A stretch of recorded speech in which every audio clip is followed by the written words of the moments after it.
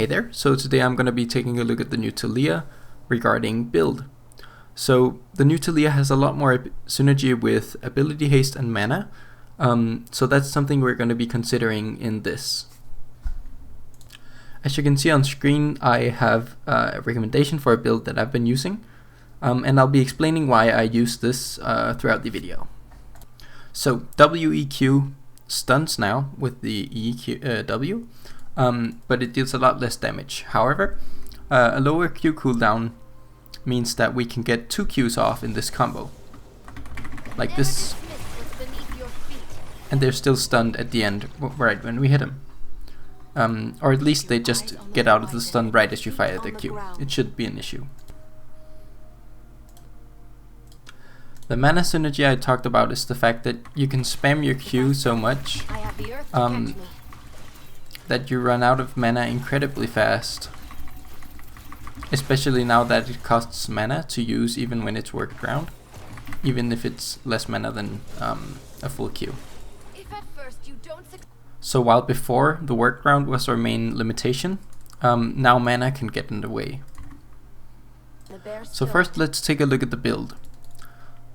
With mana being an issue, Seraph's Embrace becomes a great item. I haven't had any mana issues as long as I built this.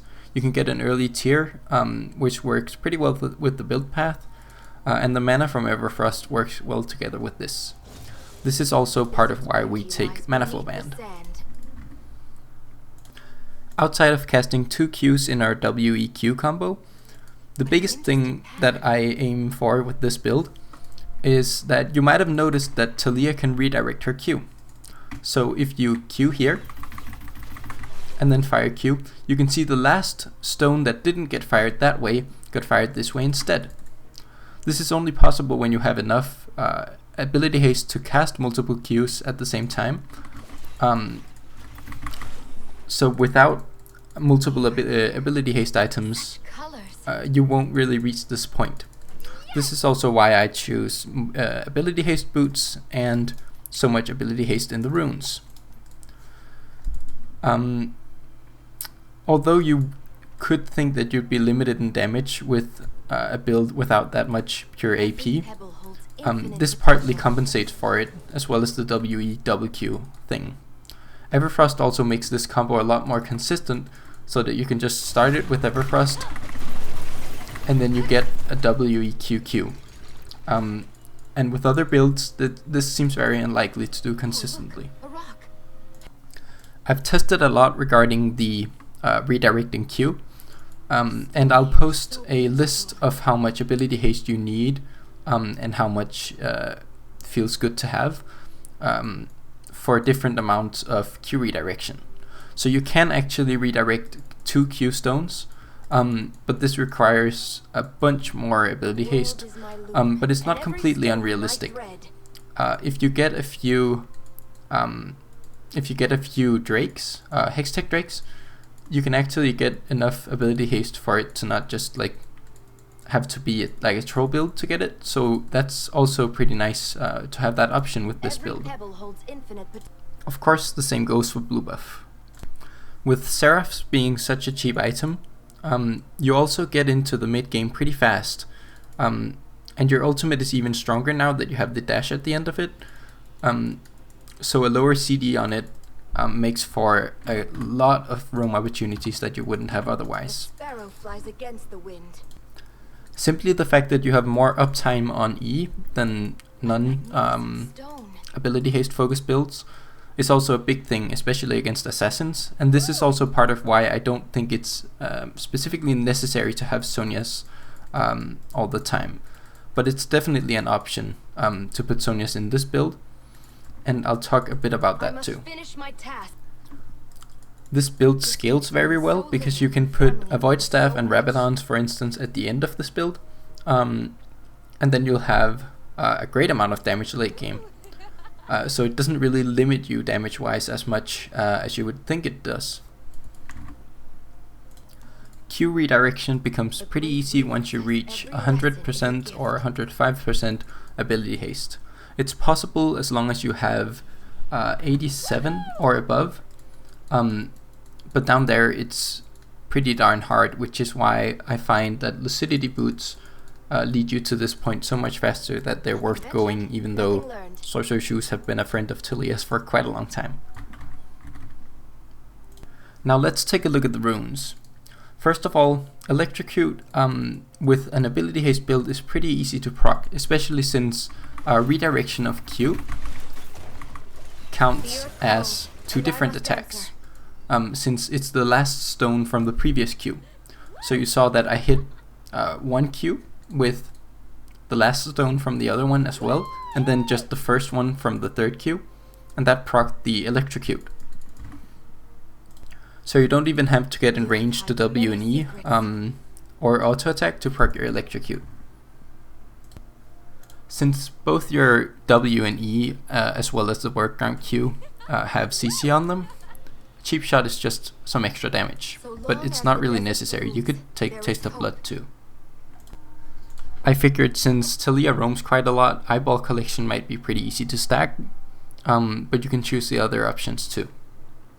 I really like to have Ingenious Hunter since you use Everfrost, and it just makes you a lot more consistent, and I feel like you have the amount of time that you're vulnerable is a lot shorter since your Everfrost is up so often. If you do decide to build the zhonyas, it also synergizes with that, so I think it's a great rune. Manaflow Band increases your mana, and with how much mana you have, it also regens quite a lot of mana.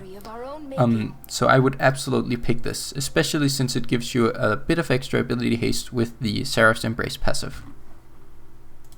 Transcendence gives you some extra ability haste, which makes it a lot more realistic to reach the point of redirecting Qs. I also choose the ability haste rune instead of the adaptive force rune.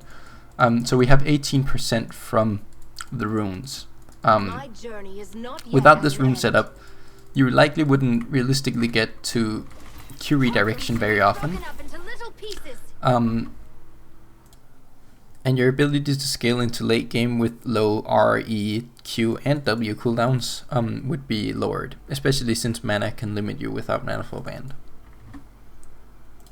Presence of Mind in the precision tree does regen a decent amount of mana, but it doesn't synergize with Seraph's Embrace, and you're not always hitting someone, so I just feel that Manaflow Band is a lot more practical, and we also get the access to Transcendence.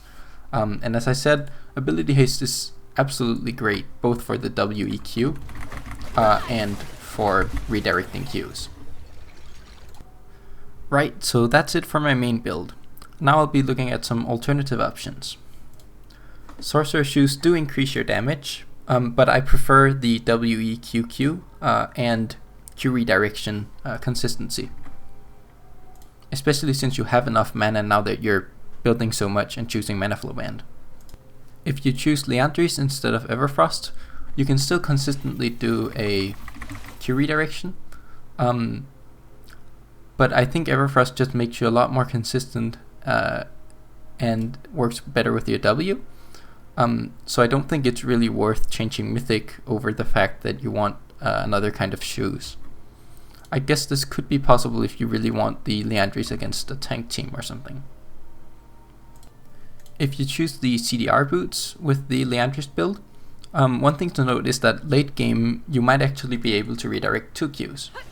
So here we see I fired 3 Qs with just a single workaround Q there. This is because I have blue buff and a lot of CDR from this mythic passive. You could also just replace some of these with, for instance, a zhonyas to reach this earlier in the game. And this is very consistent, but I'm not sure it's a great build. I will try it out though. Archangel staff can be a bit of an awkward item, so this is an option if you want to redirect Qs, but you still don't really want to build the Archangel staff. However, what I found with this build is that you run out of mana incredibly fast, so I don't really recommend going this build, because even though you have enough ability haste, you just end up being limited by your mana pool.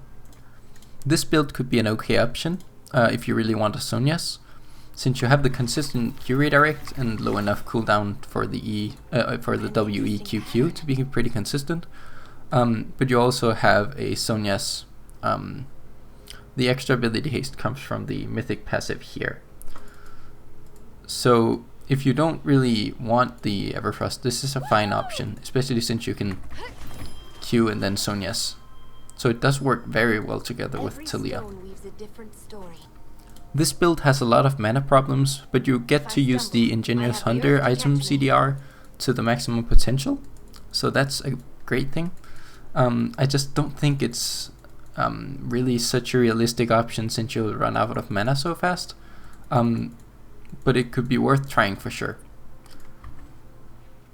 Especially since this gives you the option to build zhonyas second, instead of having to stack that tier from the Archangel staff. So if you're against a very heavy AD team, you could consider this. Right, that's it for this video. I hope you can use some of the tips I gave regarding my build, even if you don't end up using the build itself. And of course I'll be testing whether the build actually works as well as I've theory crafted it to be and tested on the PBE. So I hope you try it out as well. And I hope you enjoy your time with the new Taliyah.